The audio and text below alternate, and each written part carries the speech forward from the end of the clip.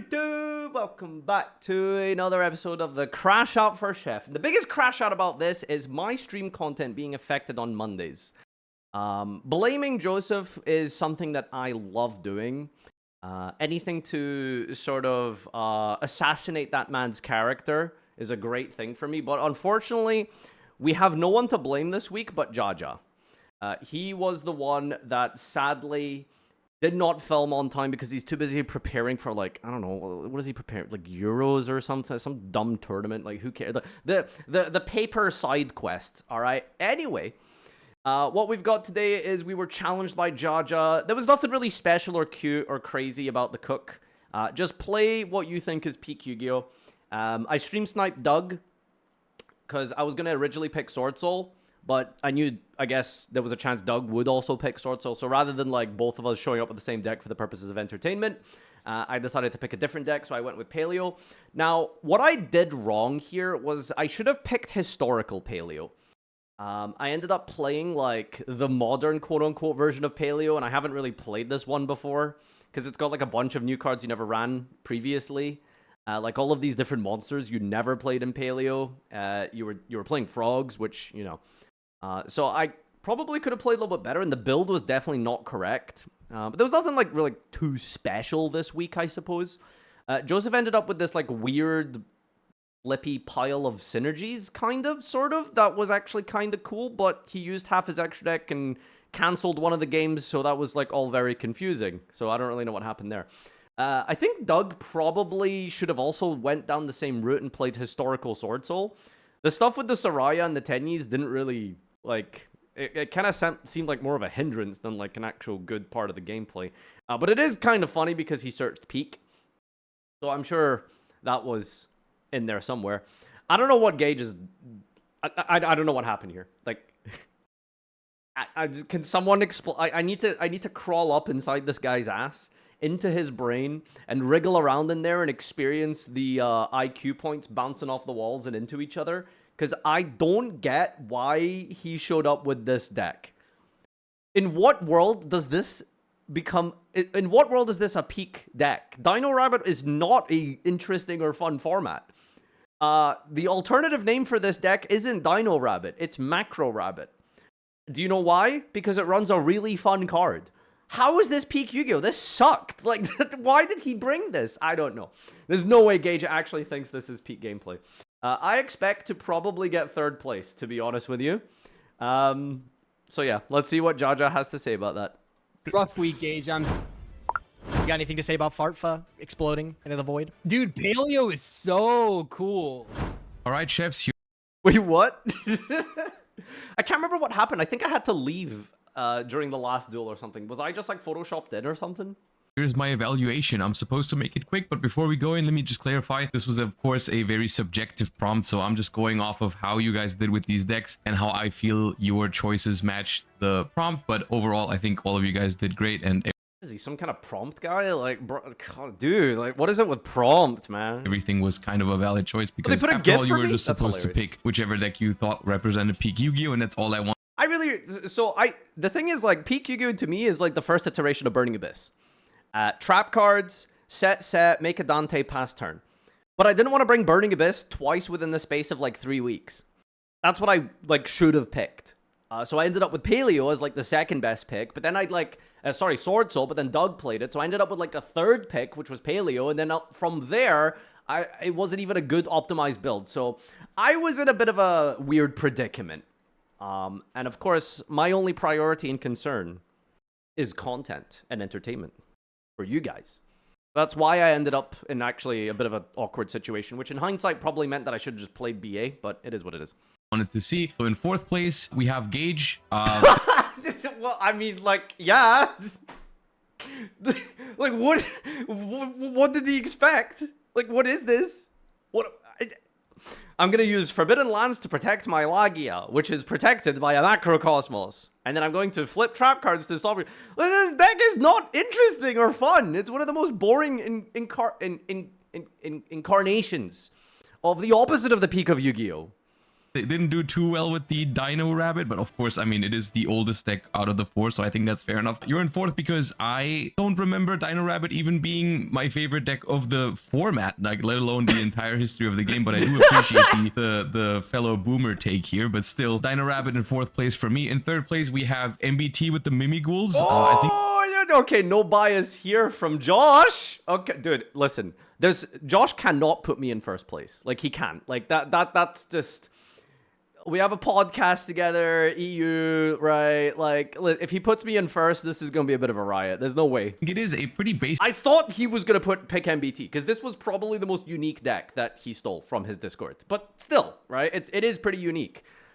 choice, I'm gonna be honest with you, but you didn't do too hot with it. I think the other two did slightly better in terms of their choices, but Mimighoul honestly is design-wise a pretty cool choice. I just think it's lacking a I don't know, like, Mimighoul is cool design, it's kind of decent, but it's not like peak Yu-Gi-Oh, right? Like, come on.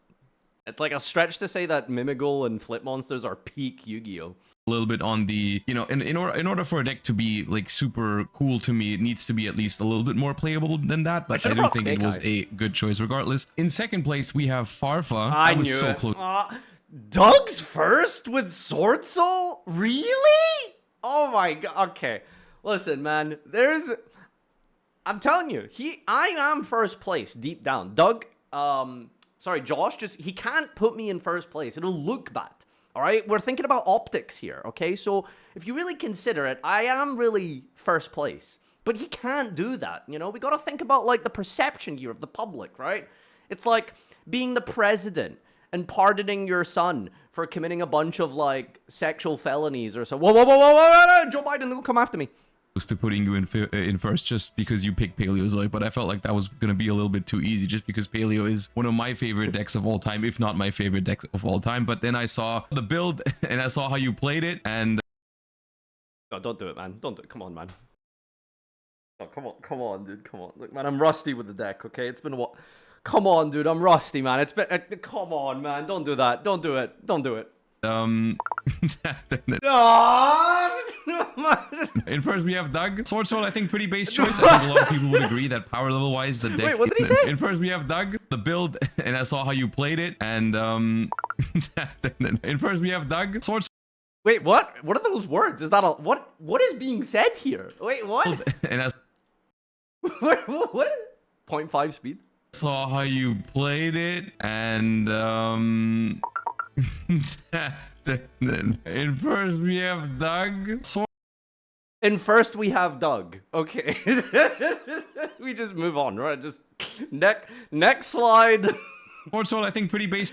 Okay, listen, look, it's been a while, all right? Paleo's a hard deck, you know? It's one of those things where you use one interaction incorrectly, it cascades into a snowball of a disaster, right? You need to, like, frame perfect activate your trap cards. I know that isn't really something that you would think about as the average Yu-Gi-Oh player because most people have this real stigma against trap cards as being this monkey flip kind of really basic primal feral type of gameplay where you just activate a purple card every time your opponent farts and you win the game. But like Paleo is not like that. It has never been like that. I can't even remember Paleo ever playing Floodgates or anything like that. It is a genuinely difficult deck to play. And so, you know, I'm rusty. That's my excuse. So it seems like rather than picking decks, he kind of went with the gameplay more so than anything. And Doug did play this pretty well, so shoutouts to Doug. Well, I mean, he made a couple of misplays, but yeah, it's neither here nor there.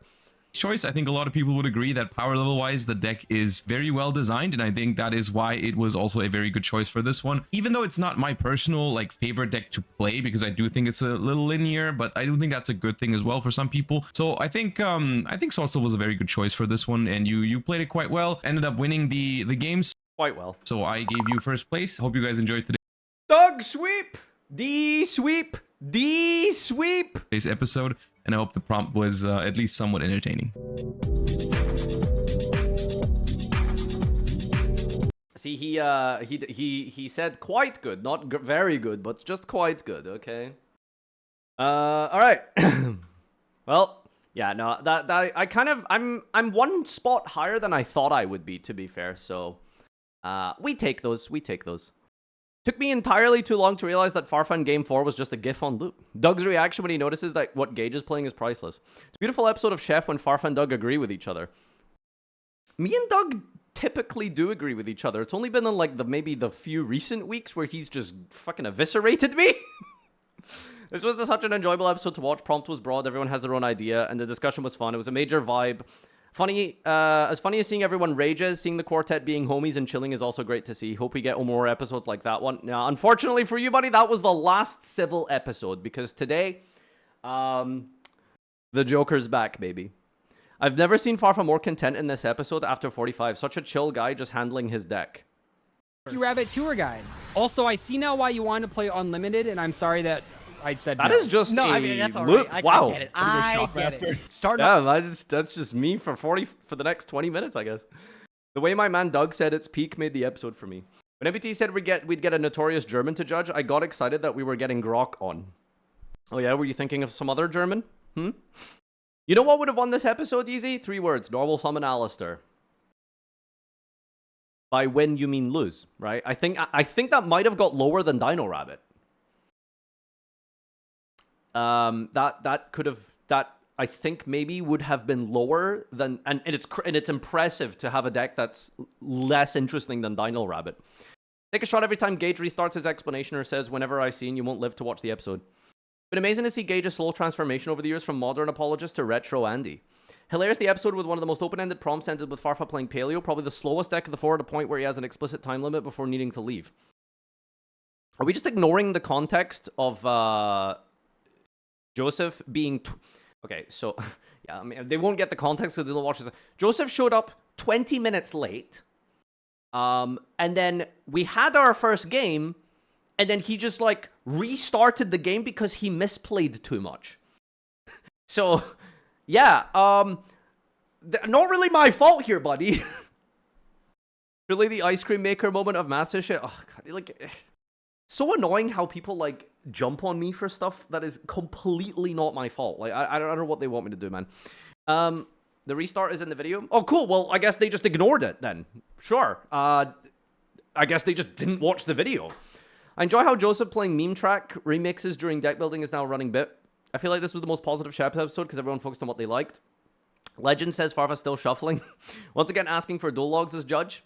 That'll be a good one, actually. Ooh, what are we up to on points here? Game points? Wait, so I'm just behind Joseph in terms of games. It's just the judges all disagree with me. Okay, dude. Alright, I see what's going on here. So I'm technically equally... positioned skill-wise as the quartet duelist, but it's the judges who are gatekeeping my score, eh? Farfa's cam for the last game, good shit, Dyer. I love the edit at 2:30 transitioning to Doug's segment. British judge, then a German judge. I'm excited to discover which foreign cuisine our chefs will have to tackle next. Oh boy, beans on toast. I know it's silly and parasocial. I look forward to coming home from work on Sundays and cooking dinner while watching Chef. I was devastated last night cooking in silence. Sucks. I think Pika is seeing the wonky be mostly civil for a change and spend an episode gushing over why the game is fun. For me, Golden Age Yu-Gi-Oh! 2014 to 2017. Absolute golden age of the game. From September, technically just after September 23rd, no, it would be the January ban list, I think. January, maybe even like the September, no, January one kind of was a little bit more important. January 2014 ban list to the inception of Lynx. That was the peak Yu-Gi-Oh! For me. That was as good as the game has ever been and will ever be, unfortunately. So that's why I'm a kind of a retro Andy. It is what it is. Yu-Gi-Oh! Won't be better than it was. All of those formats were fantastic in their own unique ways. Lynx, unironically, ruined the game. Anyway, I like how two of them, when asked what deck represents what you love about Yu-Gi-Oh!, pick big pile of good stuff decks. This is why Yu-Gi-Oh! Is like really good.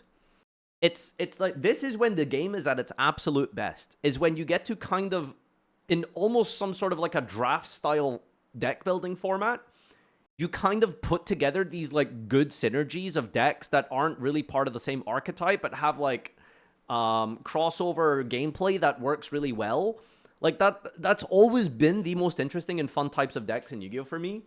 And I guess it's just not really like the mainstream per se anymore. Like, I don't know, it for the longest time, especially like post Link summoning, it really has just kind of felt like take archetype and put in X number of hand traps, and that's pretty much 90% of the decks we've had for the last 5 years, you know? I just find modern to just not be interesting in terms of deck building. Yeah, no. So this episode where Dyer just shows Farfa shuffling cards. Damn, Gage rolling up with Dino Rabbit with Josh being a notorious non-believer of the deck sure is a bold strategy. Let's see if it pays off. Edit, it didn't. Alright. Well, like I said, not much to crash out over this week. It was just an actual interesting, fun prompt because I like playing older formats.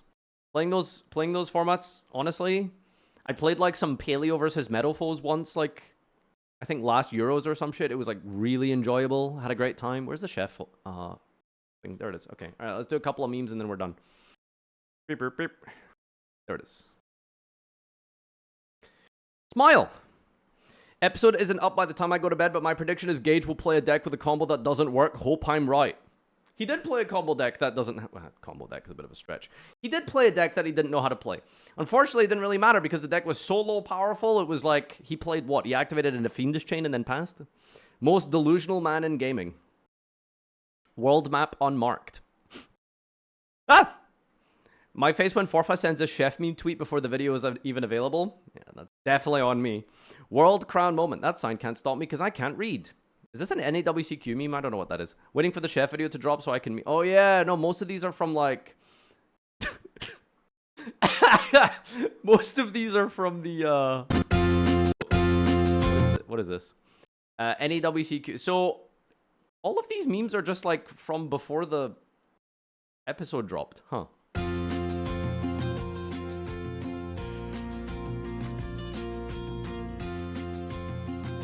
Who's that supposed to be?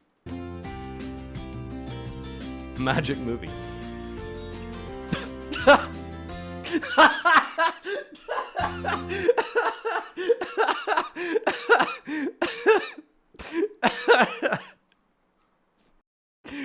Oh my god.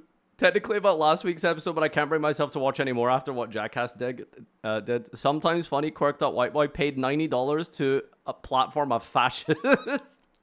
Doug did not pay $90 to platform a fascist. Cons, Doug. Sometimes doesn't try. Actually tries his best every prompt. Did not pay $90 to platform a fascist. Too much generic engine slop. Generally interesting cooks. Called MBT out for paying a fascist and platforming them. Loses to himself. Come on, it wasn't that bad. Listen, if the difference between Nigel Farage coming to power in the next general election in the UK is MBT's cameo, then I will retract my statement. But how many seats in Parliament do you think Farage is going to get based off of a MasterChef prompt? I don't know if it's going to be the deal breaker, all right? Next Heart of the Cast episode is going to be crazy. Farfa and Josh fight? Oh, yeah. Wait, this is literally... Yeah, I see what you did there. Very good. All right. Did we have any actual contextual memes here? I don't know what's going on here.